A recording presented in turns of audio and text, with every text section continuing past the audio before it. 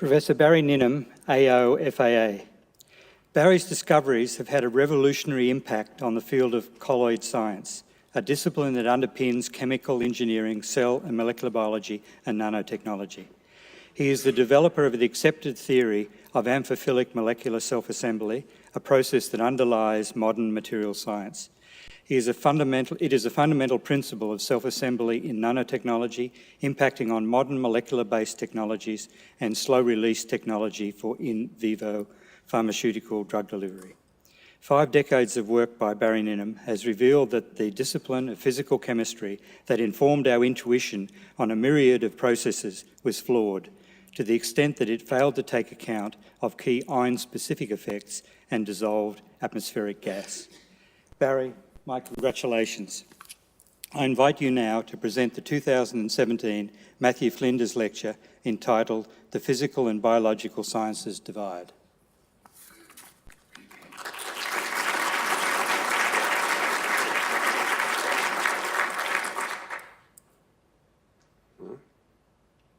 What happens?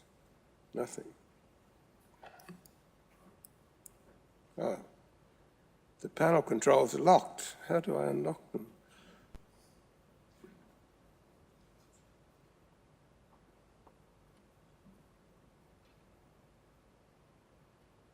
Oh. Okay. Thank you, Jim. Sorry about that.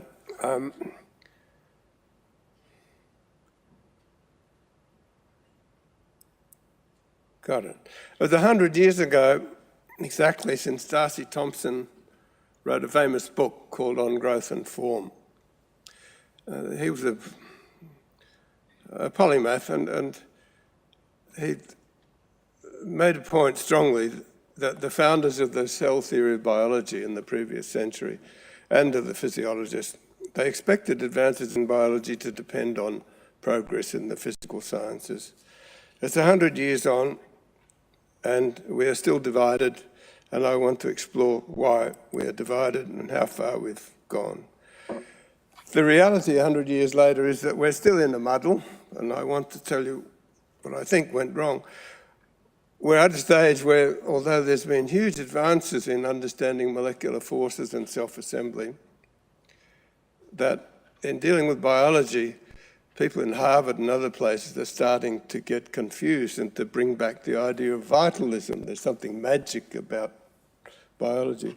There's something magic about the idea of enzymes. And the question is, where does the energy come from, and where does it come from with such excruciating precision?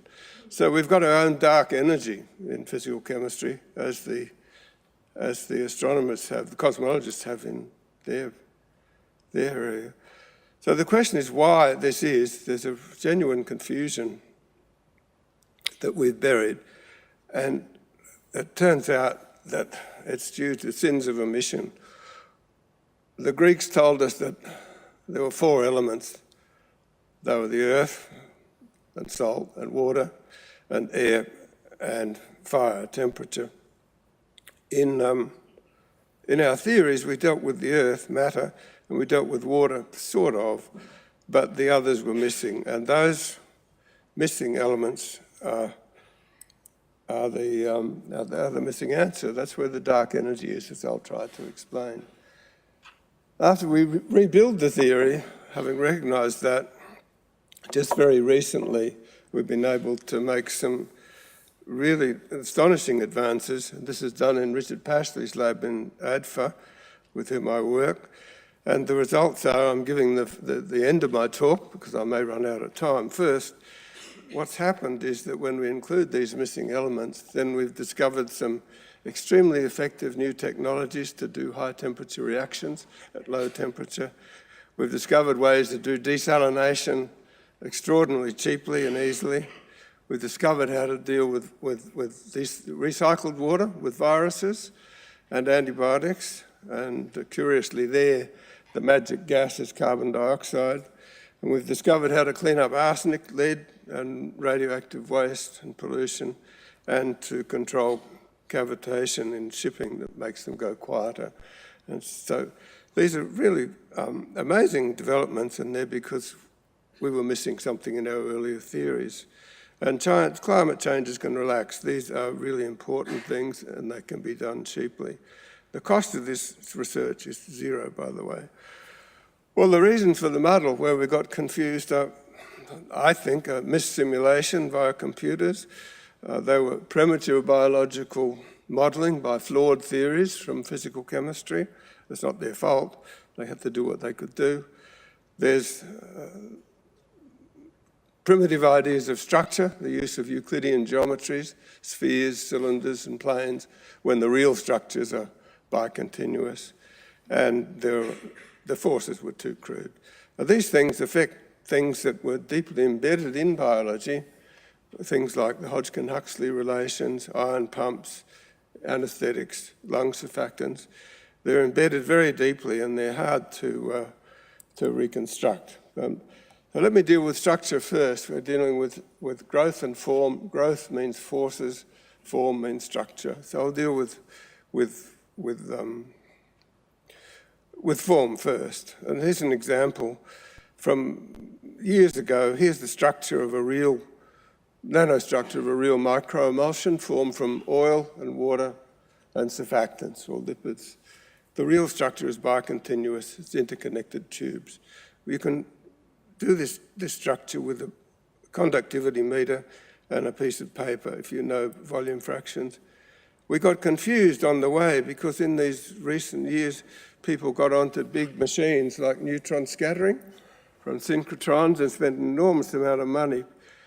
And the kind of structure of the thing I just showed you, they came up with for many years were just spheres of water in oil. Well, the structure is nonsense. The structure comes up because the program you write using the structure has spheres and cylinders. So this was a diversion. Here's the real structure from recent electron microscopy. You see it's bicontinuous tubes, not spheres. Here's another structure, lung surfactants, which we did recently. I won't go into details. It's rather complex, opening and closing, with the holes have got special proteins there. But that's the actual structure, but the structure that people working with lungs in the medical field were dealing with had envisaged a monolayer of phospholipids on top of a multi-layer of other lipids called tubular myelin. The structure they dealt with was complete nonsense. It's not their fault. It couldn't possibly work. But when you get the right structure, then you can do some real work. On forces, on structure, we're not so bad because people have now understood about bicontinuous cubic phases.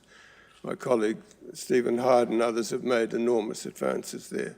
But on forces, we're in a bit more of a trouble. Well, let me tell you the scene. In 1986, I was at a Nobel symposium, and it was dealing with protein structure. And the lead speaker was a Swiss-German guy who was very confident, and he stood up and he had a slide that said NMR. NMR, nuclear magnetic resonance, obviously. No. He said, no. NMR means no more research. The problem solved. The science is settled. Now drug design is easy. Why? Because we can now simulate on a computer with 62,000 molecular parameters any protein or enzyme we want. Marvellous. There's no water in this simulation, but at the end of his lecture, an English quiet biochemist said, well, what about my enzyme? It denatures at 37 degrees. Ah, easy, said the German. We just changed the parameters. The science is settled. Well, that kind of research has got bigger and bigger and bigger since. It's a large part of the NIH budget, and people buy these programs and they simulate these proteins and change the parameters. So the problem, our dark energy is still there. The problem is enzymes. Where does the energy come from? Well, free energy runs downhill. So what? That doesn't mean anything. There's a problem with ion pumps. There's dogma there due to flawed theory, and lots of other areas. So we've still got this problem. We've got, well, other problems too that I'll skip over. One of the difficulties we had in theory, which are now solved, dealt with something called Hofmeister effects, specific ion effects. Specific ion effects means it's a mnemonic to say that we don't have a theory. The theories that were used in biology, in Hodgkin-Huxley equations and things like that, ignore specific ion effects. They've been around for a long time and we haven't been able to deal with them. That problem has now been solved. And let me show you how it turns up. If I do a very simple experiment, I'll measure the pH of a salt solution. I've got a sodium phosphate buffer. I have a theory of this. That's standard, classic 150-year-old physical chemistry. So we measure the pH as a function, pH here as a function of salt concentration. I've got a buffer, so I've got rid of carbon dioxide. And these different squares and triangles measure the pH as a function of concentration. For sodium salts of different anions, bromide, chloride, acetate, and so on. And you see they're all different, and the difference is quite significant. It's a considerable, it's more than a pH unit. So the theory doesn't accommodate that at all. And the measurements don't make any sense. If I go further and do more of these simple experiments with pH and with buffers that we take as given, this Hofmeister sequence, the way the different anions change, or cations change with different salts, it reverses if I, the sequence reverses if I change the cation from sodium to potassium. It shouldn't. It changes if I change the buffer. It reverses from one form to another. If I change from phosphate to another one at the same nominal pH, surface potentials change in sign. Reverses from sodium to potassium, and it's impossible to make sense of these simple measurements in terms of classical electrostatic theories.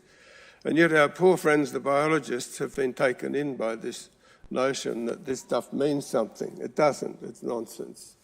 So and we now know why and can fix it up. Here's my archetypal restriction enzyme problem. I've got an enzyme here. It's got a hydrophobic pocket. It's got an active site to which I've got to bind a specific divalent ion, magnesium, whatever's required. And I've got linear DNA. This is a cartoon of a restriction enzyme called Hindi-2, which is a classic tool that you use in molecular biology, and we wouldn't be without them. They're good for chopping up DNA into bits in a precise way. Well, if we move out of the standard background and do my specific ion effects and study the restriction enzyme cutting efficiency, I'm sorry about this slide, that's supposed to be the percentage of cutting of linear DNA up here, and as a function of the cation, that's the positive charge concentration as a function of added salt. And I'm looking at the efficiency for a particular salt, a bunch of salts. The different colours represent different salts, different cations and different anions. So the efficiency goes up, say for the purple one, it goes up to a concentration of 0.15 molar, and then it goes down and tails off. So they're all different. There's nothing in, one has a series of results for different salts. The other has a series of results for a different buffer. I've got the same buffer. Classical theory says I should have the same results. I've got the same nominal pH. It reverses for different buffers. So this thing doesn't make any sense at all. So we're getting ourselves into a muddle. We've missed out on temperature. We've missed out on Hofmeister effects. We missed out on quantum mechanical forces, and that area we did an enormous amount in my own department and did lots of work on measuring these forces and to working out how to include them in the theory.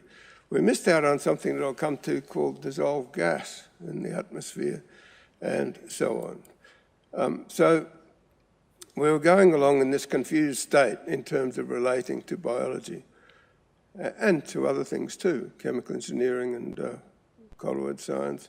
And then suddenly, a few years ago, 20 years ago, we realized that even though we'd done all the fancy quantum mechanical forces, quantum electrodynamics at the highest level, and sorted it all out, we'd made a fundamental mistake in the theories of physical chemistry. Ignoring hydrophobic interactions, dissolved gas, we'd made a fundamental mistake in the beginning ansatz of physical theory. We'd assumed that we could treat electrostatic forces, double-layer forces, by a nonlinear theory, and the quantum mechanical forces, which are highly specific, by a linear theory. Well, that violates some fundamental principles of physics. So we were wrong at equation 1 in this 150-year-old science. So we had to fix it. So we fixed that. But then there was even more confusion because there's something called long-range hydrophobic forces that biologists have known about for a long time, and it's part of their atmosphere. Then we found that hydrophobic forces disappear if we remove dissolved atmospheric gas. Now, people don't believe that because the dissolved atmospheric gas is very low. It's 10 to the minus 3 molar oxygen. Why the hell should that make any difference? Well, it does, in the same way that defects in a solid make a huge difference. A lot of strange things happen when and I've listed them here, and I won't dwell on them because I'll come back in the end. So things change if you remove the dissolved gas. This is where our dark energy comes into it. As I said, we did an enormous amount of work in my department from 1970 on exploring all these forces, which happened to be relevant to particle physics too. The fanciest physics you could possibly imagine. We produced 100 professors working on this stuff, and they all did wonderful things and went off. But we had missed out on the dissolved gas, and was something, even though we fixed the theory, something was wrong. And the startling thing happened 30 years ago, and people have ignored it, except for Richard Pashley, myself, and another colleague called Vincent Craig. I did this experiment 30 years ago when I opened up an international conference we had here involving 2 international unions. And the experiment is this. Consider a fish tank. We've got a bubble, a column, and I've got a frit, like a fish tank, with bubble air through it. And I'll bubble the air through, and if you look at it, you see that the bubbles come out of the frit and they collide, and they get bigger, and the column stays clear. The bubbles get bigger and bigger. But then I add some salt. You can do this with a glass of beer too. Add some salt, and all of a sudden, at 0.175 molar, exactly the concentration of salt in the blood of us and reptiles and every other animal that came slithering out of the Permian Ocean a while ago, and the Cambrian Ocean too. All of a sudden, the bubbles won't fuse. The column goes whoosh. It's a fantastic experiment for first-year students. And they won't fuse. And here's the percent coalescence as a function of salt. All of a sudden, very sharply, at physiological concentration, they won't fuse. So that happens for all salts, except for all the other salts. There are one group of salts that do this, and another group of salts that don't. There's no effect even up to 6 molar. So what the hell is going on? This has got nothing. There's a set of rules that emerge. There are a set of rules for different mixed salts. It's like the periodic table. No one, after 30 years, has the slightest remote understanding of why this occurs. So if we can't consider the ocean and answer the question of why it's foamy, and yet freshwater is not, and why fish tanks behave the way they are, we seem to be in big trouble. And the big trouble is that we missed out on the dissolved gas. We know that, and we can show that if we go further and we take notice of the Greeks, we ask, okay, we've got earth, we've got salt and water. Now let's add temperature. We've got air in the bubbles too, in dissolved gas.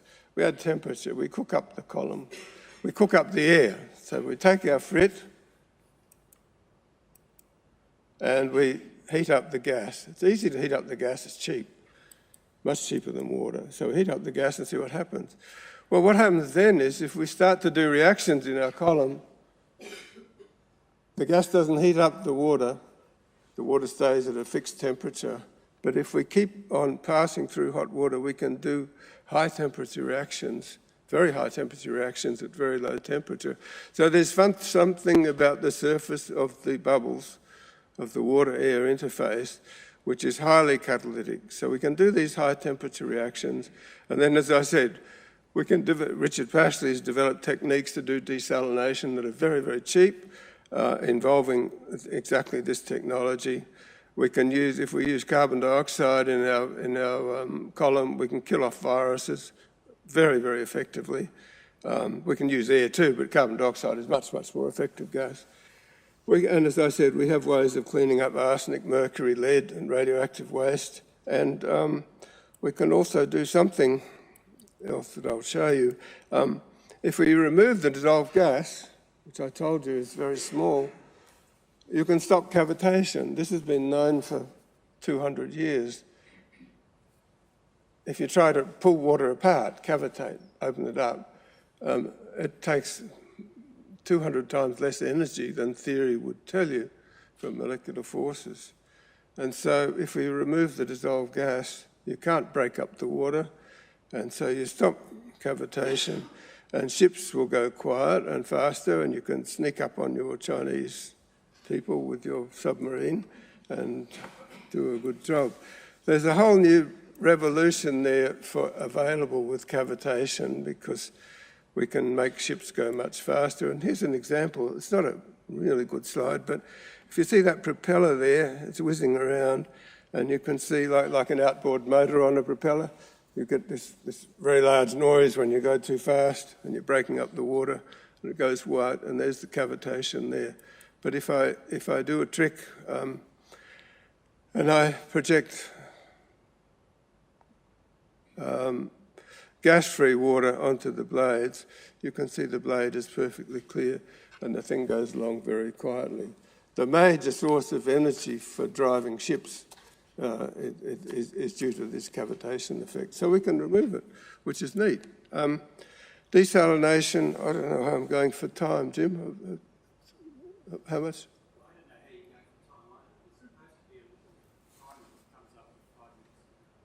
Oh, well. Oh, is there? Oh, so I've got 5 minutes. Okay. Okay, well then I can declaim a bit more. Desalination is really neat. We use ion exchange, which was used by Ulysses in his voyages and described by Homer and Aristotle. And it's a clever trick that I won't get into because it's too long, but it's nice that they knew about these things a bit. So let me just summarise. As far as forces go in biology, and what I'm talking about also is true for chemical engineering, for disposal of nuclear waste, for a whole lot of fields that my department's worked in. It's all moved on. There are changing concepts and complexity with dissolved gas that we've ignored, with ion specificity that we've got a handle on. And these require a complete revision of physical and electrochemistry. And they have implications for things like ion pumps, conduction of the nervous impulse, anesthesia, and so on. And they open up a whole new territory. So we think that, oh, I forgot. There's any explanation for our dark energy for enzyme kinetics? Yes, there is. That's the whole point of it. There are these, I told you about the gas. Here's my problem. And what happens is this, it seems. The enzyme binds to the DNA and it dimerizes and moves up and down the DNA. We know all that. It diffuses to a hydrophobic nucleotide sequence. That's stereochemistry. Then you get this hydrophobic cavitation in the active site. And that produces energetic radicals, which is known from sonar chemistry. And these give the energy to cut the thing. We've done a lot of work on that. And this is one enzyme, not all. But it's a method you can see by which nature harnesses all the weak physical chemical forces cooperatively to produce the chemical engineering. And it does it quite well because we exist. There are implications for this too, we can guess for contingency in evolution. The Ediacara extinction 50 million years ago, or the Burgess Shales extinction that Stephen Jay Gould writes about. He says it's contingency. We don't think so. We think it's because of after the Ice Age, the water, the salt temperature drops, the concentration drops below 0.15 molar, and that induces cavitation inside the single-celled animals, and they all died of the bends. So they all coincide with known carbon dioxide cycles. So this is a simpler idea of why we have evolutionary extinctions, but whether it's right or not doesn't matter. Acknowledgements, I'd like to say we were very fortunate. I was very fortunate in my time. We produced over 100 professors in my department who were, over the years, somehow, 5 of them became chairs of the Nobel Prize Committee in Chemistry. We had a lot of fun, we did a lot of work, and we made a lot of progress.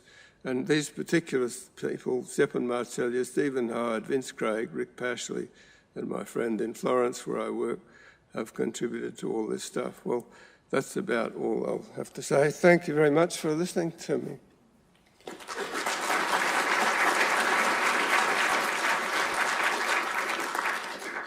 Thank you, Barry, for that very stimulating lecture. Now we'll take some questions. If you put up your hand, the microphone will be brought to you. And if you wouldn't mind saying your name, then we can move on. Phil here and then Tony.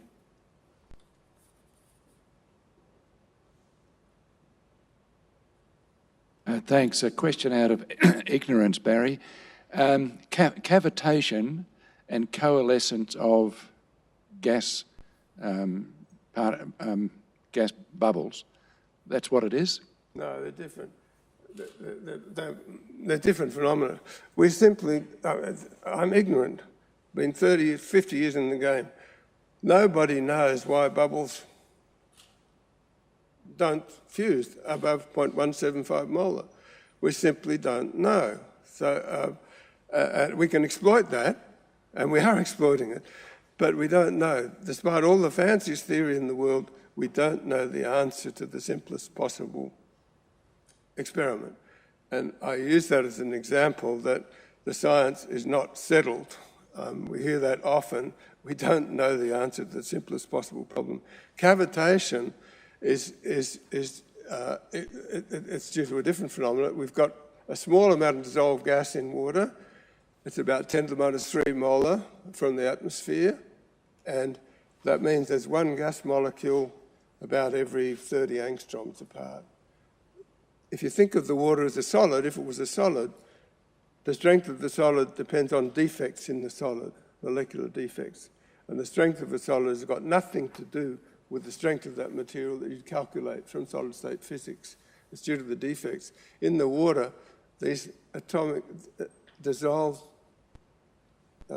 molecules of gas affect the strength of the material. And that changes it by a factor of 200. So if you remove those dissolved gas particles, whether they're oxygen or carbon dioxide or methane, the water becomes enormously strong. It's hard to break it up. Thank you. Thank you, Phil. Tony?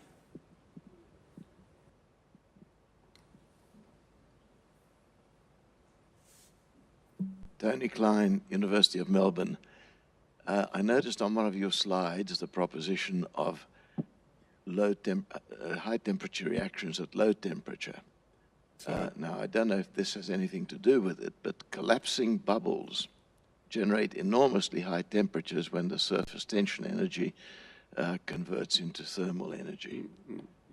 Is this got anything to do with the price of fish?